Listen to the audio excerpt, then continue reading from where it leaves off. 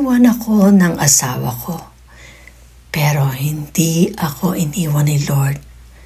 That betrayal almost broke me. My kids were just 1 and 3, pero kailangan kong lumaban kahit wasak ang puso ko. For years, I carried that pain.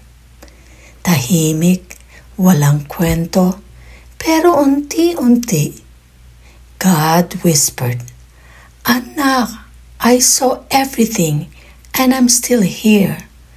Now I'm healing, not because I'm strong, but because God is close to the brokenhearted." This is your reminder. Hindi mo kailangang tapusin ang laban na mag-isa. May Diyos na lumalaban para sa iyo.